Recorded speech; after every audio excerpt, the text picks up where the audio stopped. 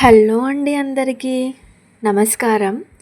ఈరోజు మనం వీడియోలో బ్రహ్మముహూర్తం అంటే ఏమిటి, బ్రహ్మముహూర్తంలో ఎలాంటి పనులు చేస్తే మంచి జరుగుతుంది, అసలు బ్రహ్మముహూర్తం ఏ సమయానికి మొదలవుతుంది అనే విషయాలు ఈ వీడియోలో తెలుసుకుందాం.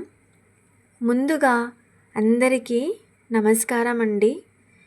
నా ఛానల్ని మొదటిసారి చూస్తున్నట్లయితే సబ్స్క్రైబ్ చేసుకోండి, అలానే లైక్ చేయండి మరియు షేర్ కూడా చేయండి. బ్రహ్మముహూర్తం అంటే సూర్యోదయానికి ముందు వచ్చే పవిత్రమైన సమయం. 3 గంటల నుంచి 3 గంటల 45 నిమిషాల వరకు దేవతల సమయం. 3 గంటల 45 నిమిషాల నుండి 4 గంటల 45 నిమిషాల వరకు ఋషుల సమయం. 4 గంటల 45 నిమిషాల నుండి 5 గంటల 45 నిమిషాల వరకు మనుషుల సమయం. ఆ తర్వాత నుంచి రాక్షసుల సమయం మొదలవుతుంది. 3 గంటల నుండి 4 గంటల 45 నిమిషాల వరకు ఉండే దేవతల మరియు ఋషుల సమయంలో మనం ఏ పనులు చేసినా జరుగుతుంది అని నమ్మకం. ఎందుకంటే ఆ సమయంలో అంతా సానుకూల శక్తి ఉంటుంది. ఆ సమయంలో ఎలాంటి శబ్దాలు కానీ ఎలాంటి చెడు ఆలోచనలు కానీ మన మనసుకు తట్టవు. కనుక బ్రహ్మముహూర్తం అంత శక్తివంతమైన సమయం. మనం రాత్రి అంతా పడుకొని ఉండడం వల్ల మన శరీరం అంతా స్పృహ లేకుండా నిస్సహాయ స్థితిలో ఉండిపోతుంది. నిద్ర సమయంలో మన శరీరం, మన మెదడు పనితీరు ఆగిపోతుంది. గనుక ఒక్కసారిగా బ్రహ్మముహూర్తంలో లేచేసరికి మన మనసు, శరీరం అంతా శుద్ధి అవుతుంది. ముందుగా బ్రహ్మముహూర్తంలో లేవాలంటే రాత్రి సమయంలో త్వరగా పడుకొని బ్రహ్మముహూర్తంలో లేస్తేనే మనం అనుకున్న పనులు నెరవేరుతాయి.